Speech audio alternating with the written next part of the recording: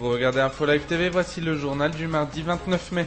La principale information de ce journal, ce sont les résultats du premier tour des élections primaires du Parti travailliste. Contre toute attente, c'est l'ancien Premier ministre Ehud Barak qui arrive en tête. Selon les derniers résultats, Barak recueillerait 35,6% des voix, contre 30,6% pour son principal adversaire Ami Ayalon.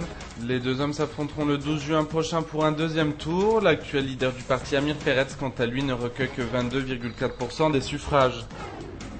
Résultat des élections primaires du Parti travailliste, principal partenaire de la coalition, allège la pression qui pèse sur le gouvernement. En cas de victoire, Ayalon avait annoncé qu'il ne siégerait pas dans un gouvernement emmené par Olmer. Le chef du gouvernement devrait s'exprimer dans l'après-midi devant la Knesset pour expliquer pourquoi il avait décidé de se maintenir au pouvoir. Sans transition, le président de l'autorité palestinienne Mahmoud Abbas appelait les mouvements terroristes à stopper leurs attaques contre Israël, estimant qu'il leur revenait de faire le premier pas. Il les a invités à accepter un plan de trêve. Dans le même temps, des heurts éclataient hier entre factions du Hamas et du Fatah. En Judée-Samarie, l'armée a procédé cette nuit à l'arrestation de 4 membres des brigades des martyrs d'Al-Aqsa dans le camp de réfugiés de Batala, près de Naplouse. Parmi eux figure Jamal Tiraoui, ancien commandant des brigades et actuel porte-parole du Fatah au Conseil législatif palestinien. Dans la bande de Gaza, l'armée poursuit ses opérations pour mettre un terme aux tirs de roquettes. Cette nuit, les frappes aériennes ont pris pour cible un camp d'entraînement du Hamas à Beth Hanoun, dans le nord de la bande de Gaza. 4 personnes auraient été blessées selon des sources palestiniennes. Enfin, pour refermer ce journal, un mot d'économie. Le bureau des statistiques a révélé des chiffres microéconomiques plutôt encourageants. Il souligne une hausse de la consommation et des investissements et annonce une forte croissance de l'économie israélienne. Le PIB aurait ainsi augmenté de 6,3 points pour le premier trimestre 2007. Notre programme télé sur Info Live TV, c'est un document exceptionnel sur un bébé palestinien soigné en Israël. Ces images inédites des camps d'entraînement palestiniens financés par l'Iran. Et puis un point complet sur les élections primaires du Parti travailliste, les caméras d'Info Live TV étaient sur place.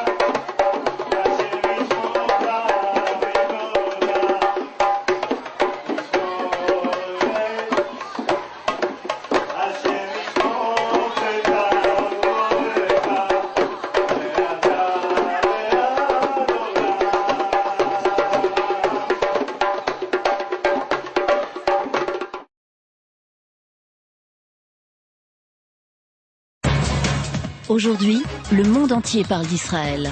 Mais qui parle d'Israël au monde entier, en temps réel, en 4 langues et en direct de Jérusalem? Infolive.tv, la première chaîne de télévision internationale israélienne. 24 heures sur 24, 7 jours sur 7, suivez de l'intérieur l'actualité d'Israël et du Moyen-Orient.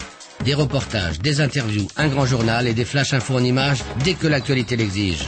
Infolive.tv, votre regard direct et vrai sur l'actualité d'Israël. Retrouvez Infolive sur internet www.infolive.tv.